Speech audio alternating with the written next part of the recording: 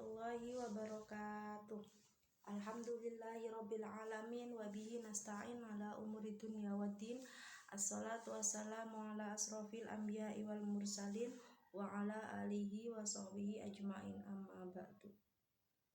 Pertama-tama marilah kita panjatkan puja dan puji syukur kita kehadirat Allah Subhanahu wa taala yang telah memberi kita nikmat, terutama nikmat sehat, sehingga kita semua bisa menjalankan aktivitas seperti biasa. Sholawat serta salam semoga Allah tetap mencurahkan kepada junjungan kita, yakni Nabi besar Muhammad Sallallahu Alaihi Wasallam, yang telah membawa umatnya dari zaman jahiliyah menuju zaman Islamiyah, minadz-dzulumati ilan nur ila yaumil qiyamah. Baiklah, perkenalkan, nama saya Tatun Sunawati. Saya dari Prodi PIAUD semester 2 di Universitas Primagraha. Tujuan membuat video ini adalah untuk memenuhi salah satu tugas UAS pada mata kuliah Metodologi Studi Islam dengan dosen pengampu Bapak Benis Husaini MPD. Baiklah, untuk materi yang akan saya jelaskan yaitu tentang metode memahami Al-Hadis sebagai sumber ajaran kedua setelah Al-Quran. Pengertian hadis, kedudukan dan fungsi hadis.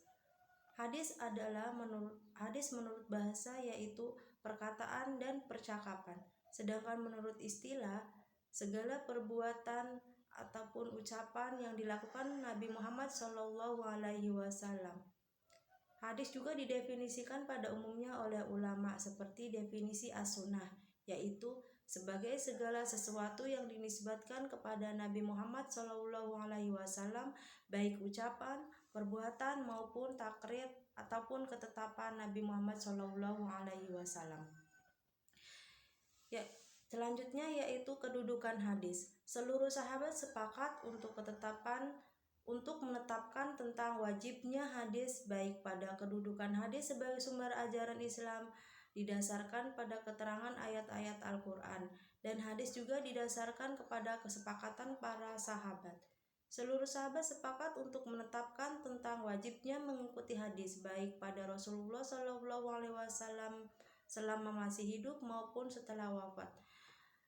Terdapat pada Quran surat An-Nisa ayat 59. A'udzubillahi minasyaitonirrajim. Bismillahirrahmanirrahim.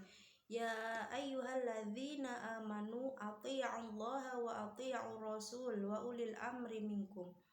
Fa in tanaza'tum fi syai'in farudduhu ilallahi war rasuli in kuntum tu'minuna billahi wal yaumil akhir. Dzalika khairu wa ahsanu ta'wila. Artinya, wahai orang-orang yang beriman, taatilah Allah dan taatilah Rasul ataupun Nabi Muhammad SAW serta ulil amri atau pemegang kekuasaan di antara kamu.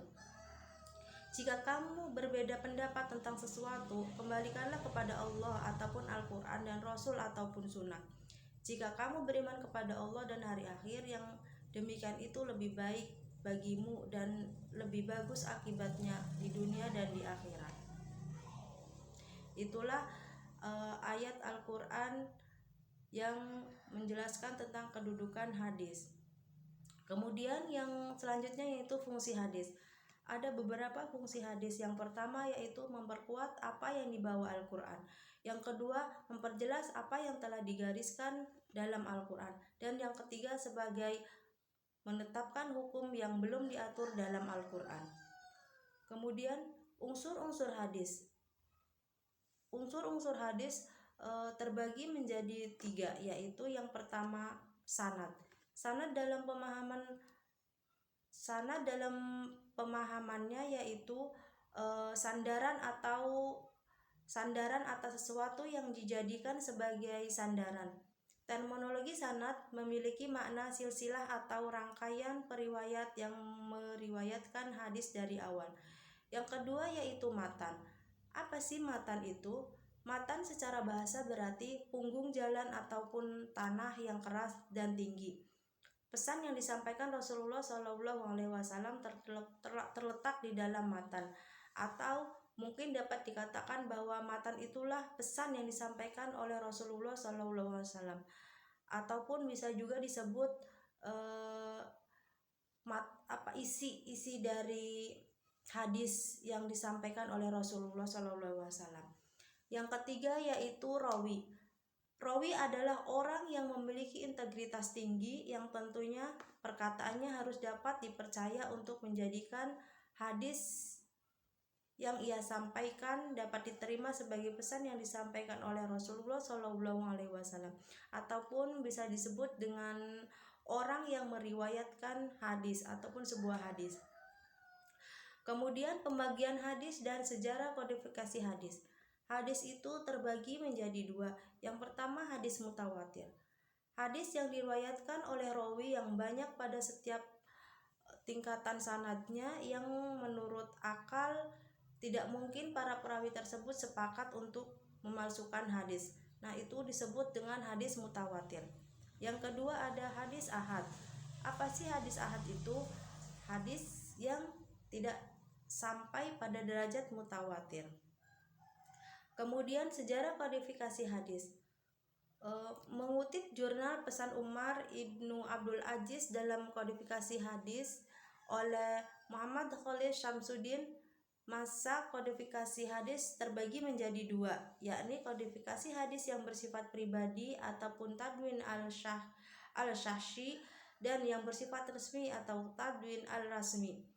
Kodifikasi hadis yang bersifat pribadi sudah mulai sejak masa Rasul, namun saat itu belum menjadi kebijaksanaan pemerintah secara resmi. Sedangkan kodifikasi hadis secara resmi baru dimulai ketika pemerintahan dipegang oleh Umar bin Abdul Aziz. Nah, kemudian ada metode memahami hadis. Di dalam hadis itu ada beberapa metode dalam memahaminya. Yang pertama yaitu metode tahlili atau analitis. Apa sih yang disebut dengan metode tahlili atau analitis? Nah, metode ini adalah menjelaskan hadis-hadis Nabi dengan memaparkan segala aspek yang terkandung dalam hadis tersebut serta menerangkan makna-makna yang tercakup di dalamnya sesuai dengan kecenderungan dan keahlian pensyarahnya. Kemudian yang kedua ada metode ijmali ataupun global. Metode ini adalah menjelaskan atau menerangkan hadis-hadis sesuai dengan urutan dalam kitab hadis yang ada dalam Al-Kutub Al-Sittah secara ringkas. Kemudian yang ketiga ada metode muqarrin atau komparatif. Nah, metode muqarrin adalah metode memahami hadis dengan cara yang pertama itu membandingkan hadis yang memiliki redaksi yang sama atau mirip dalam kasus yang sama atau memiliki redaksi yang berbeda dalam kasus yang sama. Yang kedua yaitu membandingkan berbagai pendapat ulama syarah dalam mensyarahkan hadis. Nah, mungkin itu saja penjelasan tentang materi yang saya sampaikan. Kurang lebihnya saya mohon maaf apabila ada kekurangan itu datangnya dari saya sendiri, dan apabila ada kelebihan itu datangnya dari Allah Subhanahu wa taala. Mungkin cukup sekian dari saya. Wallahul muwaffiq ila aqwamit thoriq. Wassalamualaikum warahmatullahi wabarakatuh.